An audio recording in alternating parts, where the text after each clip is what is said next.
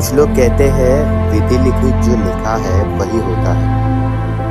हमने प्लान किया था AMK ट्रैक यानी अलंग मलंग and Kulang, one of the most toughest track इन सह्याद्री।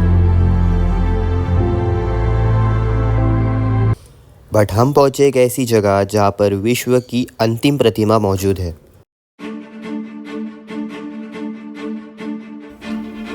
सह्याद्री के पश्चिमी तट यानी कि वेस्टर्न घाट में बसा हुआ, जो कि 4,665 फीट ऊपर और 1,422 मीटर की ऊंचे पर्वत पर मौजूद हरिश्चंद्रगढ़।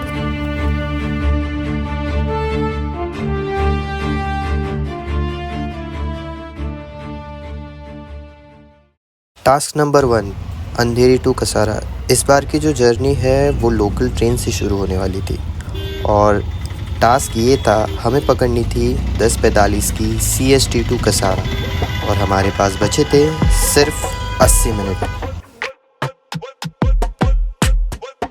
अपना गाड़ी 47 का है तो ये अपन पकड़ सकते हैं, ये 26 वाला दोस्त की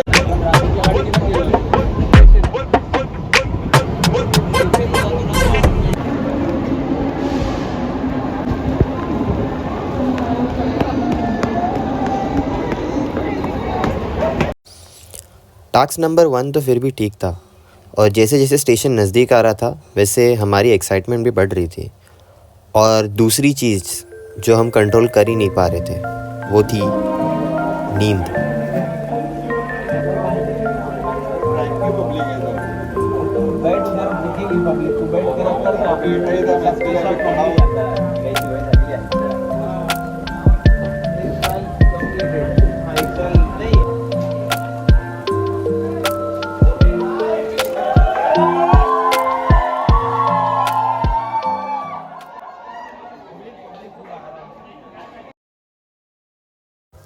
नेक्स्ट स्टेप, कसारा टू पासनाई। हमारा ट्रैक के बेस कैंप तक पहुंचने के लिए और 100 किलोमीटर्स का सफ़र बचा हुआ और बचे हुए 100 किलोमीटर्स हम कवर करने वाले थे कार के साथ। और हमने हायर की थी one of the most famous school van Omni. और ये जो टीन का डिब्बा है इसमें बहुत ज़्यादा ताकत है, बट कंफर्ट जोन इसमें ना के बराबर है। अरे बाप रे, माकड असा बसलाय।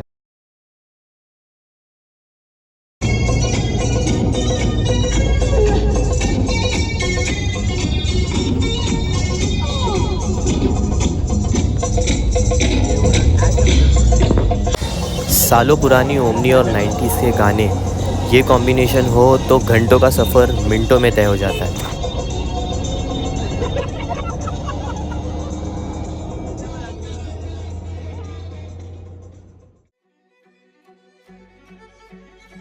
सुबह 5:48। आधी अधूरी सी नींद और कपकपाते हुए कैंपर्स। पता नहीं आगे वाला सफ़र कितना टफ होने वाला है, लेकिन अभी रेस्ट लेना बहुत ज़्यादा ज़रूरी है।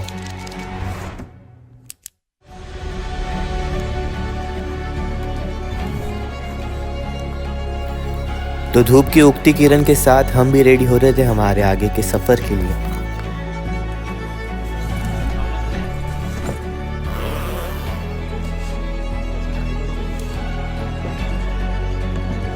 सो गुड मॉर्निंग गाइस, अभी सुबह के 7:15 बजे है और हम हैं अभी हरिश्चंद्र के बेस कैंप पे।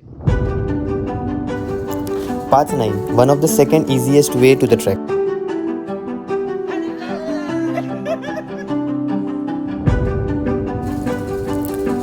हर बार बदलते हुए लैंडस्केप, मेरे हिसाब से शायद यही है जो सह्याद्री को बहुत खास बनाता है।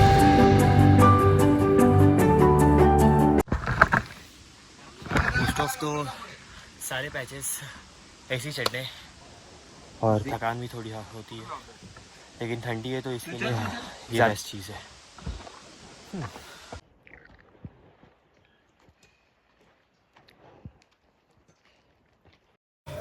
थोड़ी ऊंचाई पर पहाड़ के नज़ारे कुछ ऐसे दिख रहे थे। सालों पुराने पहाड़ को तोड़कर बनाए हुए ये रास्ते, ऐसे नज़ारे रोज़ देखने नहीं मिलते और रुककर इन नज़ारों के मज़े लेना भी बनता है।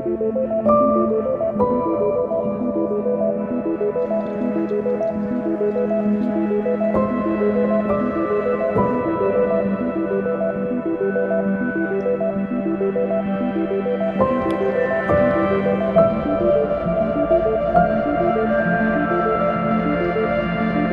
टेंपल मेरे पीछे ही है और 10-15 मिनट का ट्रैक है, फिर हम शिव जी के टेंपल में एंटर करेंगे।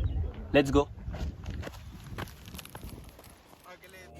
केदारेश्वर मंदिर, कैसा कहते हैं कि दुनिया की शुरुआत भी यहीं से हुई थी और अंत भी यहीं पे होगा।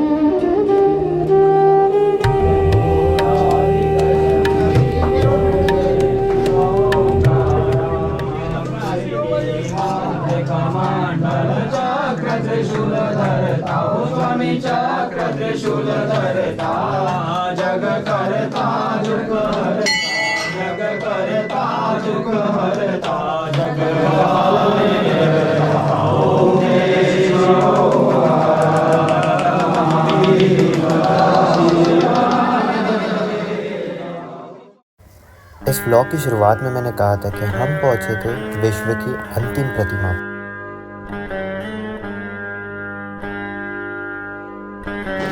और यह है केदारेश्वर गुफा। इस गुफा में मौजूद एक बहुत विशाल शिवलिंग हमेशा बर्फीले पानी में डूबा हुआ रहता है। खास बात तो ये है कि ये मंदिर 4 खंभों पर टिका हुआ था और अभी फ़िलहाल यहाँ पर ये एक ही खंभे पर टिका हुआ है। कहते हैं कि ये 4 खंभे 4 युगों को दर्शाते हैं, सत्य युग, त्रेता युग, द्वापर युग और आखिरी ये जो बचा हुआ है ये है कलकी युग।